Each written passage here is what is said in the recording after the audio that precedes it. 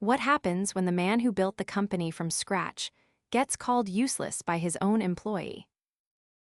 That thought stuck with Prescott Reyes as he stared out the window of his black SUV, parked a block away from one of his own stores. 13th location. Suburban strip mall. Sales down 15% over the last 2 quarters. Customer complaints piling up, but not enough to set off alarms until an elderly woman's handwritten letter landed on his desk 2 weeks ago. She said she asked for help finding an item and was told to Google it and stop wasting time. Prescott. No names, no details, just the store location and a shaky signature. Barbara M. Prescott had built the retail chain over the past 16 years, starting from a single store he ran with his cousin and a busted cash register. Now, 13 stores across 3 states. Most of the staff had never seen his face on purpose. He stayed out of the public spotlight. No press. No social media. He believed in the work, not the fame. But lately, something felt off. He was tired of reports filtered through district managers. He needed to see it for himself. So today, he wasn't Prescott the CEO.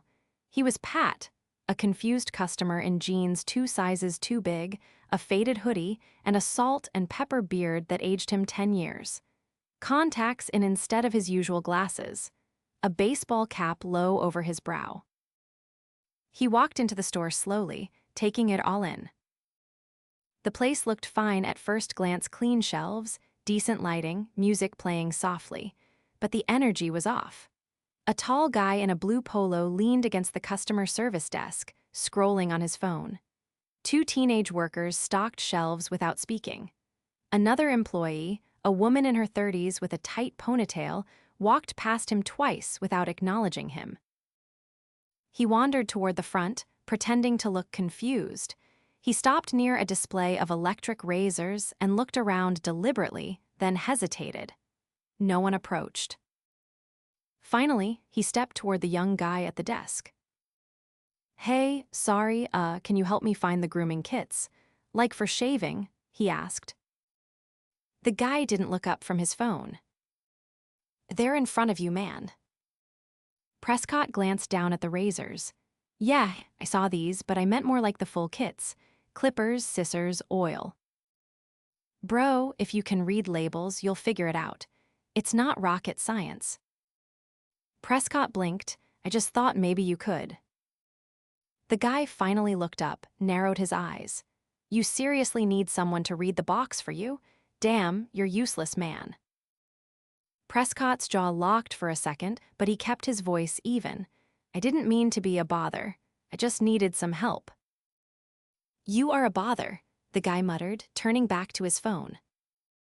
Prescott stepped back, heart thudding. He glanced around, hoping someone else had seen it. Nothing. Just a bored cashier chewing gum and a customer digging through clearance bins. He walked slowly toward the back of the store. His hands were shaking a little. He wasn't just angry, he was stunned. He'd expected laziness, maybe even rudeness, but that was contempt. He sat on a bench near the restroom hallway, trying to gather himself. A young woman nearby was organizing a shelf of travel accessories. She noticed him. "You okay, sir?" she asked, walking over. Prescott nodded slowly. "Just trying to figure out what I'm doing wrong today." She let out a short laugh. "This place will do that to you." Then her face softened. "Sorry, that was rude. What are you looking for?" He hesitated, then whispered, "Grooming kits." She smiled. "Come on, I'll show you the good ones. They hide the good ones behind the counter now cause people kept stealing them." As she led him toward the register area, she asked, "You just visiting the area?" "Yeah, a business trip," he said quickly. "Company sent me out here, figured I'd pick up a few things."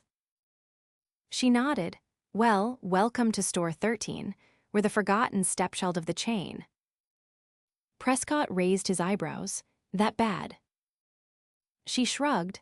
"Management's checked out. We're always short-staffed. Turns over every few months. The ones who stay just try to get through the day." Prescott asked, "How long you been here?" 2 years next week," she said. Name's Bria Maddox. Stay cause I need the paycheck. And because some of the regulars are sweet, like this guy Joe who comes in for candy bars and tells me jokes about his cat, it's not all bad. Prescott smiled faintly. Thanks for helping me. No problem, some of us still care. She handed him the kit and walked back to her aisle. Prescott stared at the box, then at the name tag she wore. Bria Maddox, 2 years, still trying. He went back to the entrance and stood near the checkout. The guy from earlier was now chatting with another employee, laughing loudly. Prescott waited until both looked his way. Then he walked right out the door. Back in the SUV, he pulled off the cap and ran a hand over his face. He whispered, "Useless." He looked down at Barbara M.'s letter again.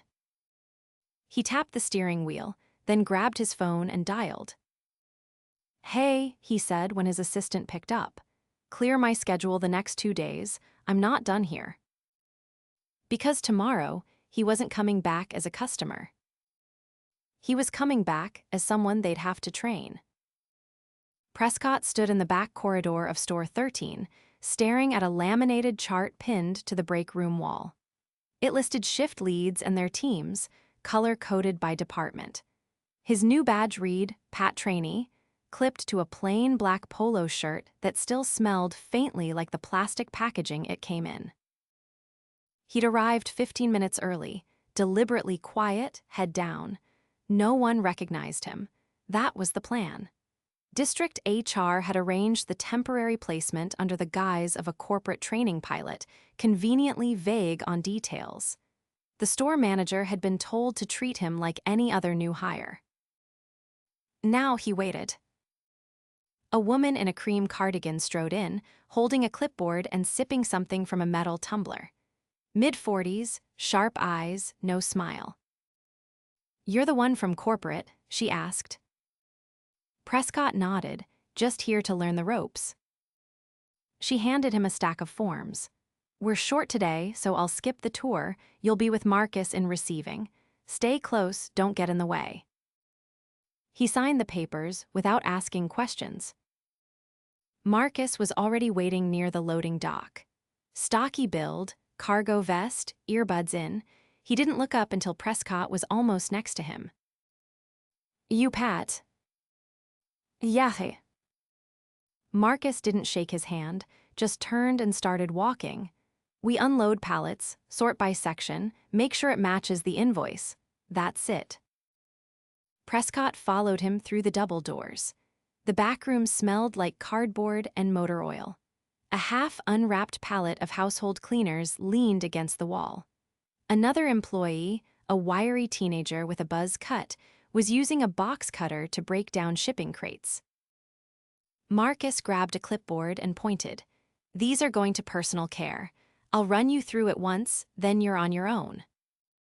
Prescott nodded and watched carefully as Marcus rattled off item codes, then sliced open a box of shampoo. He moved fast, but with precision. After 10 minutes, he stepped back. "Go ahead, let's see if you can keep up." Prescott leaned in. The first few boxes were easy enough.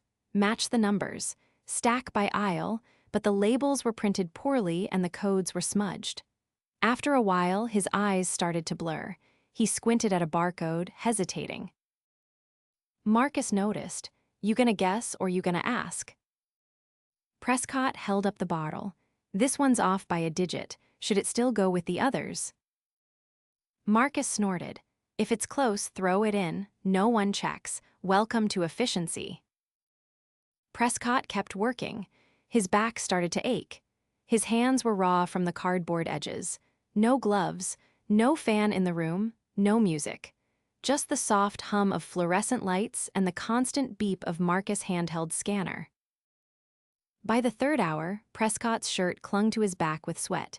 He leaned against the wall, trying to stretch. Marcus looked over. "You done already?" "Just catching my breath." "Yeah, well, don't let the manager see you standing. She loves yelling at people she didn't train." Prescott straightened up. How long you been here? Marcus wiped his forehead with his sleeve. 7 months, long enough to know not to care. Prescott raised an eyebrow. You don't. Marcus shrugged. Would you? They cut hours every other week. Last month they fired 2 guys in produce for inventory discrepancies. You know what that means? Someone misplaced a damn box of apples. I'm not risking my back for a company that'll toss me over a clipboard. Prescott didn't respond. He just picked up another box and kept stacking. By early afternoon, they broke for lunch. Prescott followed Marcus to the break room, where 3 other employees sat slumped in mismatched chairs. One woman scrolled through her phone without looking up. Someone else had their head down on the table. An older man with a limp slowly poured coffee from a stained pot, his hands trembling slightly. Prescott sat across from him. You all right? The man looked up startled. Yeah, just the meds, they make me jittery. I'm Pat, Prescott offered. Name's Gilbert, been here almost 5 years. He glanced around. Don't let the silence fool you, this place used to hum, now it just groans. What changed? Gilbert took a slow sip, then set the cup down carefully. New regional leadership. They started pushing speed over service, told managers to trim fat, so they cut floor staff, doubled up departments, and turned everything into a checklist. Now people just do enough not to get fired. Prescott leaned forward. You ever tell anyone that? Gilbert chuckled. Tell who? The manager. She's afraid of losing her own job. Corporate.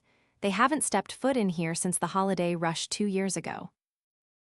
Prescott studied him for a moment, then asked, why stay? Gilbert looked at his hands. Had a stroke 2 years back, can't do the warehouse gigs anymore. This place covers my meds. I don't have a choice. Prescott nodded slowly. Thanks for telling me. Gilbert gave a weak smile. Doesn't change anything, but sure. Lunch ended with a bell, just one ring. Prescott followed Marcus back out, but this time they were restocking shelves, personal care aisle. As they worked, a voice rang out from the end of the row. Hey, I've been standing here for 10 minutes. Does anyone in this place work? It was a customer middle-aged, floral blouse, sunglasses on top of her head. She looked furious. Marcus looked at Prescott and stepped back. You're up, trainee. Prescott approached cautiously. Can I help you find something? Finally, she snapped. I'm looking for the lavender essential oil. It's supposed to be on sale, but the shelf's empty. Prescott scanned the shelf. The tag was there, but no product. He turned to Marcus. Do we have any more lavender oil in back? Marcus shrugged. If it's not there, it's not there. The woman crossed her arms. So that's it, you just shrug at customers now. Prescott tried to keep his voice steady. Let me check in the system. I'm new, but I'll figure it out.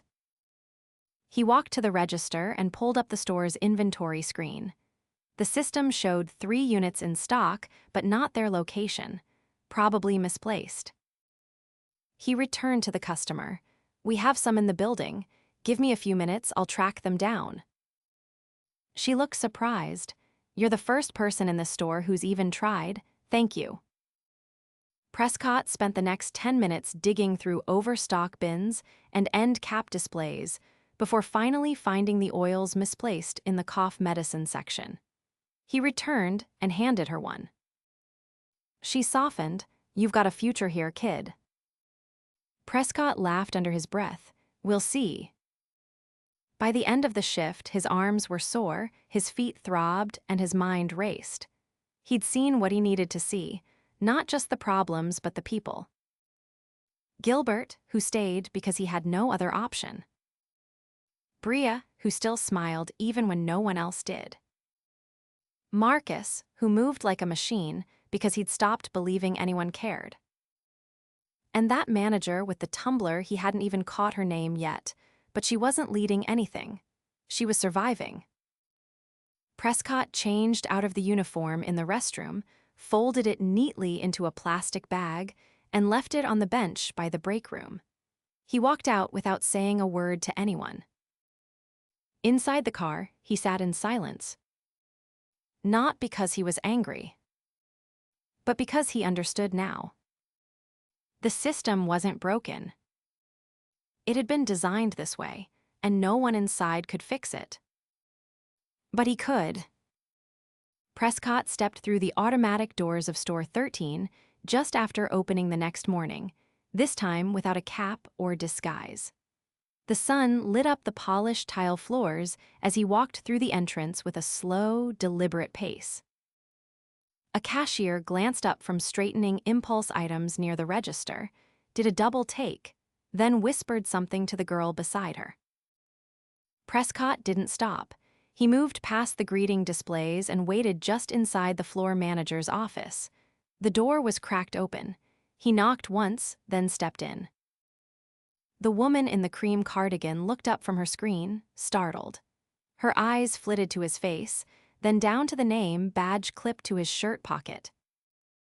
"Prescott Reyes," she said, standing up too quickly. Her chair rolled back and bumped the wall. I didn't know you were coming." "I know you didn't," he said, voice even, "but we need to talk." She hesitated. "Of course, should I call the district office?"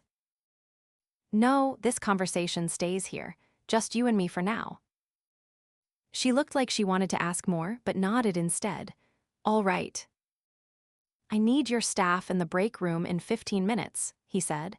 "Everyone who's scheduled today, tell them it's mandatory." She picked up the desk phone with a trembling hand.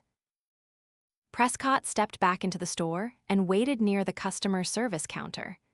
The same young man from his first visit leaned against it, scrolling on his phone.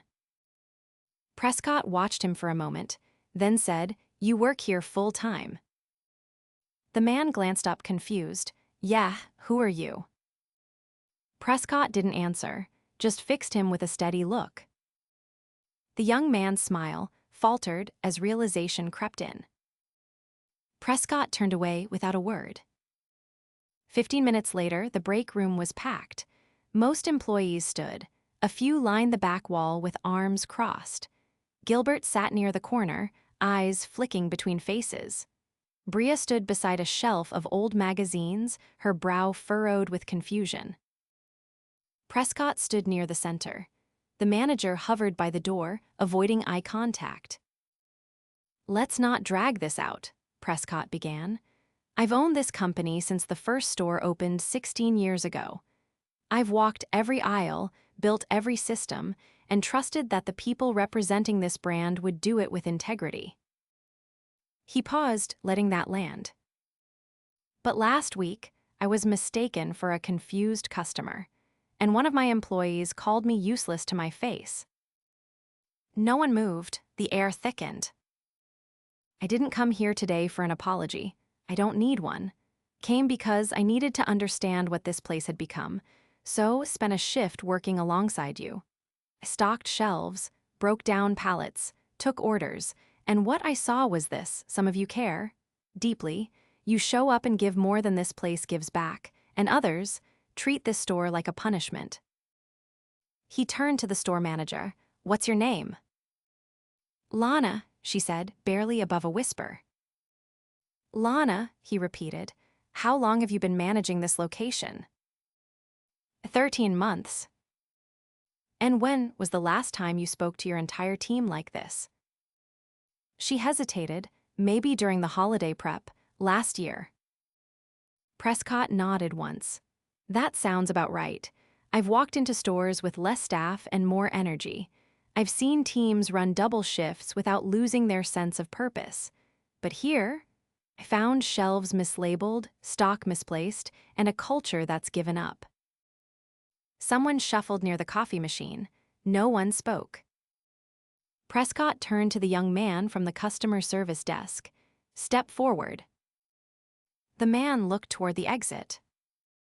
"Now," Prescott said. He stepped forward slowly. "What's your name?" Prescott asked. "Derek." "You remember me, Derek." Derek hesitated. I didn't know who you were at the time. I'm not asking if you knew who I was. I'm asking if you remember what you said.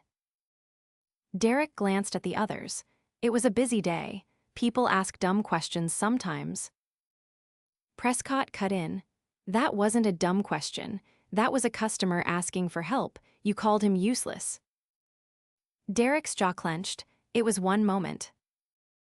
One moment is all it takes to lose a customer, or a reputation.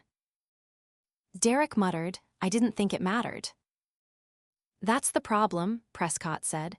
You didn't think it mattered, and no one here made you think otherwise. He turned back to the group. I'm not here to fire half the room, but there will be changes, starting today. He walked to the break room door and motioned for someone outside. A woman in a navy blazer stepped in, holding a clipboard. This is Tasha. She's part of the operations team. She'll be staying here for the next 2 weeks to help restructure management and retrain staff. He looked directly at Lana. You'll be stepping down as store manager, effective immediately. You can stay on in a support role if you choose, but leadership here needs a reset. Lana's face went pale. She didn't argue. Prescott continued. Derek, you're suspended for 5 days. If you come back, you'll be on probation. If you don't, you're done. Derek nodded once and stepped back into the crowd. Prescott turned to Bria. Step forward. She looked startled. Me. Yes. She stepped forward slowly, eyes darting. You helped a stranger without being asked. You spoke honestly about this store, even when you thought no one was listening. You're being promoted to assistant floor lead. Bria blinked. Wait, seriously. You'll report to Tasha during the transition. If you do well, we'll talk about a full department lead role. Bria nodded, stunned. And Gilbert. The older man looked up, startled. I saw how hard you worked despite the pain. Starting next week, you'll move to a lighter duty role. Same pay, fewer hours, and you'll help orient new hires. We need people with your experience to shape what this place becomes. Gilbert looked down, trying to hide the emotion in his face. Prescott faced the group again. Some of you are probably wondering if this is just a PR stunt. It's not. I built this business by being present, by listening, and by fixing what's broken. I lost sight of that, but I'm here now. He paused. This store isn't going to be the forgotten one anymore. It's going to be the example. He nodded to Tasha. Start the transition meetings this afternoon. Give everyone the schedule. Anyone not willing to be part of the shift can leave with a severance. He stepped out of the room without waiting for applause or questions. As he walked through the aisles, he saw one of the teenage stalkers from the day before quietly facing products with more care than before. A customer asked where the extension cords were, and the cashier didn't point. They walked the person over. Prescott stood near the exit for a moment, watching. Then he pulled out his phone and dialed. I want 2 more regional visits scheduled before the quarter ends, he said. No advance notice. I'm not watching from a distance anymore. He hung up. Outside, the sunlight had shifted. A customer walking in paused to hold the door for him. Prescott smiled and nodded as he stepped out. This time, he wasn't walking away. He was walking forward. 6 weeks later, Prescott stepped out of his parked sedan and looked up at the storefront. The sign had been redone, fresh paint, new lighting, the company's logo no longer peeling at the edges. No fanfare. No banner announcing under new management. Just subtle corrections that told the observant something had changed. Inside, the store buzzed quietly. Not loud, not chaotic, just focused. The scent of citrus-based cleaner lingered faintly in the air. Someone had clearly taken care to scrub the floor early. Prescott walked through without drawing attention. He didn't intend to stay long. He turned toward the break room, where Tasha was finishing a clipboard review at the small table beneath the bulletin board. She looked up when he entered. "Didn't expect you this morning," she said. "I wanted to see it without scheduling a walkthrough," Prescott replied. She nodded toward the wall. "Your new lead drafted next month's rotation already. It's the first time we've had full coverage in over a year." Prescott glanced at the schedule. Bria's name was listed 3 times, once as assistant floor lead, once coordinating customer flow, and once training 2 new hires. No one had been doubled up or shorted hours. Everyone had at least 1 weekend day off. "She's adjusting well?" Prescott asked. Tasha clipped the pen to the board. "Better than expected. She doesn't act like she's owed anything. She listens, delegates without barking orders. When Marcus quit, she didn't panic. She rebalanced the loading dock routine and filled the gap herself until we hired someone else." Prescott nodded once. "Good." He stepped back into the hallway and walked toward the floor. Bria was at the end of aisle 4, crouched beside a small display of reusable water bottles. An older woman stood beside her, holding a shopping list. Bria checked the paper, then pointed to a different section. "You'll find the medium-capacity ones in the outdoor section, 2nd row," she said. The customer thanked her and headed off. Bria stood, dusted her hands off, and turned. "Didn't think I'd see you in here without a clipboard," she said. "I like surprises." She crossed her arms loosely. "If you're here to check up on me, I'm not hiding anything." "I'm not," Prescott said. "I'm just watching." She tilted her head slightly. "You're not the same guy who walked in with a hoodie and bad jeans." "I still have them," he said, "just not today." Bria smiled faintly. "We've been holding steady. Sales are up. Returns are down. People stay longer after their shifts end, just talking. That never used to happen." He looked past her toward the front of the store. A cashier laughed with a customer while scanning items. The tone was different now. It wasn't noisy, but it wasn't cold. People moved with purpose. Bria followed his gaze.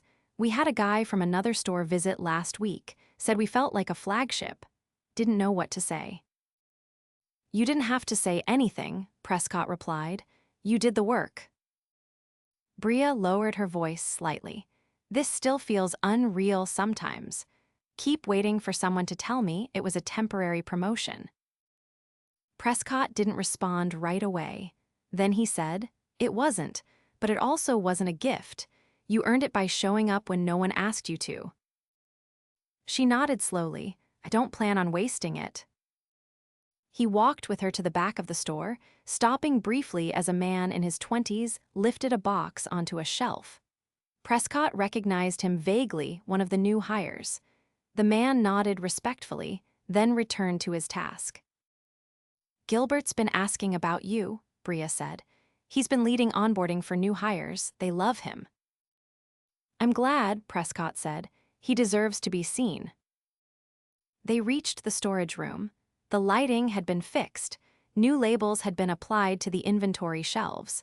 The temperature wasn't oppressive anymore. Bria leaned against the doorframe. "It's strange. When you first showed up, we thought you were just another person looking for something we didn't have." Prescott chuckled. "It was." She shook her head. "No, you were looking for proof that something could still be fixed." He looked around the room and found it. She hesitated for a moment, then asked, "Why this store out of all of them?" He thought for a moment before answering. "Because it was quiet, too quiet. Problems don't scream when they're buried under compliance. They whisper, and this one had gone silent." Bria looked down at her shoes, then back up. "We're not perfect, but we're not silent anymore." He nodded. "That's what matters." A voice called from the front. Bria excused herself and jogged back toward the checkout. Prescott stood alone in the storage room for a moment longer, then turned and walked out. As he passed aisle 7, he spotted a young woman helping a man in a wheelchair navigate a narrow section. She didn't rush. She didn't act frustrated. She just moved a few boxes aside and walked beside him, explaining the items on the shelf in detail. He didn't interrupt. Prescott exited through the front, where a teenage employee sweeping the entrance stepped aside politely. The storefront glass had been cleaned recently. The sidewalk had no litter. He walked to his car and stood beside it for a moment, watching another customer enter through the automatic doors. Not once did anyone raise their voice. No one stood idle. No one looked like they didn't want to be there. Inside, they weren't just doing their jobs, they were operating with intent. Prescott got into the car and sat behind the wheel quietly. He didn't start the engine right away. Instead, he pulled a worn envelope from the glove compartment. The letter from Barbara M. was still inside, folded neatly, the ink slightly faded. He read it one last time. Then, without hesitation, he tore the paper in half and placed the pieces in the center console. The problem it described no longer existed. Prescott started the car and pulled into traffic. He didn't need to circle back. He didn't need to check again next week. The reset was holding. And it hadn't come from a memo or a policy change. It had come from walking in unannounced, seeing what was broken, and trusting the right people to rebuild. Not everyone had stayed. Not everyone had wanted to change. But enough of them had. And that was all it took.